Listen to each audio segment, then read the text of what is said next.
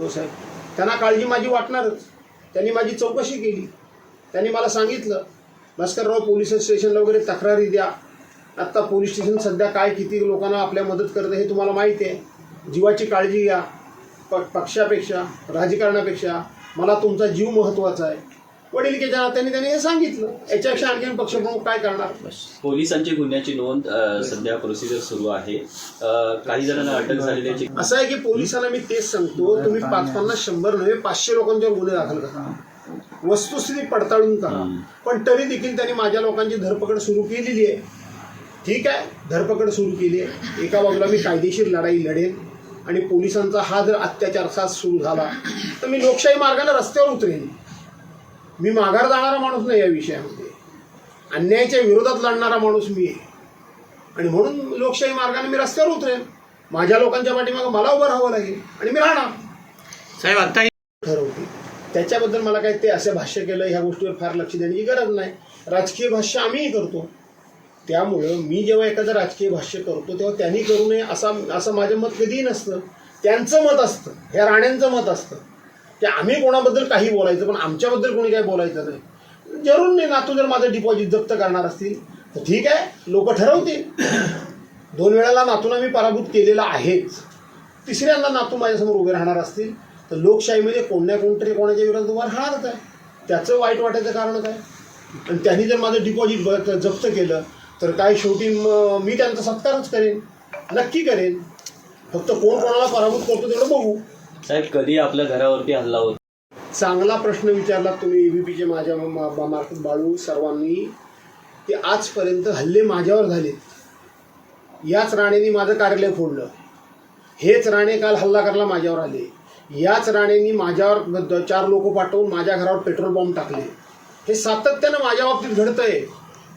पण तरीसुद्धा पोलीस हे गांभीर्याने घ्यायला तयार नाहीत.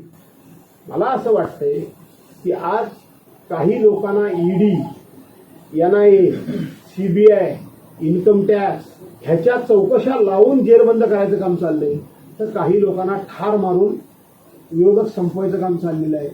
आज आघाडीवर बऱ्याच अंशी आम्हाला असं वाटतं की मी लढतोय, त्यामुळं कदाचित त्यांचा तो प्लॅन असावा की मला ठार मारायचा आणि एक विरोधक संपवून टाकायचा कोकणातला, हा असावा.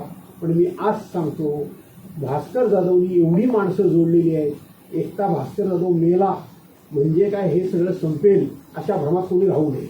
साहेब या सगळ्या निलेश राणे सरळ सरळ बोलतायत, अरे गाड्या फोडा गाड्या फोडा गाड्या फोडा. क्लिपमध्ये दिसतंय गाडीतनं खाली उतरून. वाय दर्जाची सिक्युरिटी तुम्हाला दिलेली आहे, वाय दर्जाची. आणि वाय दर्जाची सिक्युरिटी दिलेली असताना तुम्ही खुलेआमपणे उतरताना गाड्या फोडू म्हणून सांगता. याचा अर्थ या राज्यामध्ये मी आता नावं कोणाची घेत नाही, ज्यांना म्हणून वाय दर्जाची सिक्युरिटी दिलेली आहे त्यांनी हे असे उद्योग केलेले आहेत बऱ्याचशा लोकांनी. आणि म्हणून जर लोकांचा हा उद्रेक असेल तर शेवटी लोकांना कुठे ना कुठेतरी प्रतिकार हा करावाच लागेल. ठीक आहे. आता त्याच्याबरोबर उलट माझं हे जेव्हा बाहेर काय दगडफेक वगैरे झाली तेव्हा मी माझ्या लोकांना घरोघर जायला सांगितलं होतं आणि मी आतमध्ये आलो. मी बाथरूममध्ये गेलो. मला हा प्रकार झालेला शक्तीवर माहीत नाही बाहेर काय झालं ते. मी जेव्हा बाहेर आलो तेव्हा मला जे 2 पोलीस आहेत त्या पोलिसांनी म्हटलं बाहेर काय, जर मला जायला पाहिजे. त्या दोन्ही पोलिसांनी मला इथं कोंडून ठेवलं. दोघांनी कमरेला मला मिठी मारली आणि बाहेर जाऊ दिलं नाही. त्यामुळे बाहेर काय झालंय रात्री सगळं मला क्लिपवर बघायला मिळालं. मी बघत होतो रात्रभर. जर मला दिलेले 2 साधे पोलीस जर मला इथं घट्ट पकडून ठेवतात तर निलेश राणेंना वाय दर्जाची सिक्युरिटी होती.